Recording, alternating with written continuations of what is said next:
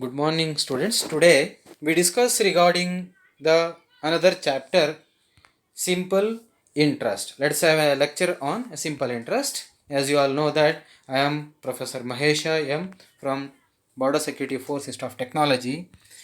So, what is simple interest? Let's have a meaning of this simple interest. Before that, I want to tell you something. That is, we are all human beings and we all are having needs. So to fulfill our needs, we must do or we need to do economic activities. So what are these economic activities? Economic activities are those which are undertaken by a human being to earn money. So in which activity the money is involved, such activities are called as economic activities. And while doing economic activities, one often needs to borrow money. See, we cannot say that all the time we will have a lot of money with us. Sometimes we may need to borrow money.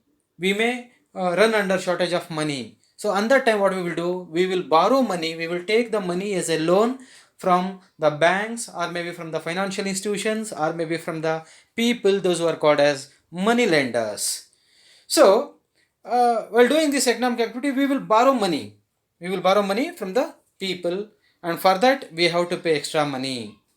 So, one can borrow money from the bankers, as we all know, or from the money lender as a loan, and this loan will be for a particular period of time. It may be 1 year, 1 month, 6 months, 3 years, 2 years, etc. So, we cannot say according to the need of the borrower, they will take the money in a fixed period of time. And after the end of this fixed period of time, one, that is the borrower, has to return the money along with some extra money, along with some extra sum, along with some extra money. For example, if I have taken 100 rupees for 1 year, after 1 year I have to pay extra money. It may be 10 rupees, 20 rupees, etc., according to the agreed rate. Agreed rate. And such extra money what we are going to pay to the money lender for using the money taken by him for a fixed period of time is called as simple interest. Understand? For example, assume I need a money of 100 rupees. I will go to a money lender. I will ask him to lend money for 1 year. So if he lend money at the end of the 1 year, I will agree to pay 10 rupees extra. Now assume children, here 100 rupees is the money what I have taken as a loan, and now I am paying 10 rupees extra. The 10 rupees extra money what I am going to pay is called as what? Simple interest. Students, while calculating simple interest, certain terms we have to keep it in our mind. So what are those terms which are related to the interest which we have to keep it in mind? The first one is principal. What is this principal is? The sum taken by the borrower from the money lender is called as principal. That is the money which is taken as a loan is called as principal, which is denoted by P. Which is denoted by what?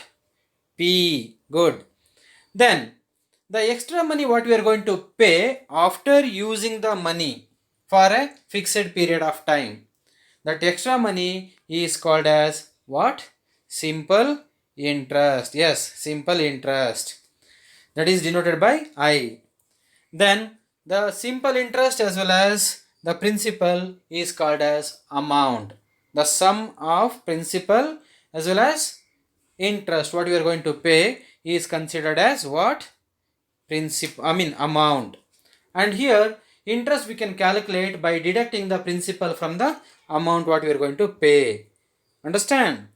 Now the length of the period for which money was borrowed is called as time. So we will agree while taking the money itself for 2 years, 1 year, whatever the time, that time is called as T. It is denoted by T.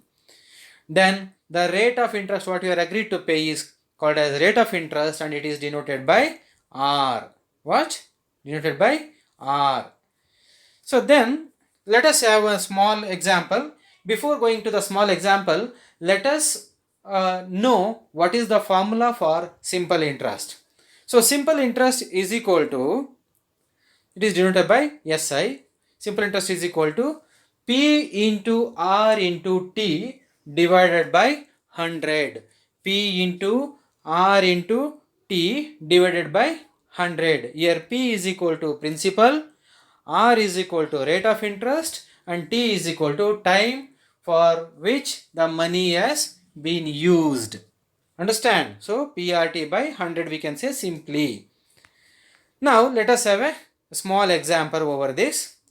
Find the simple interest on rupees 40,000 taken for 2 years at the rate of 4% per annum, and also find amount. Here we have to find simple interest as well as the amount.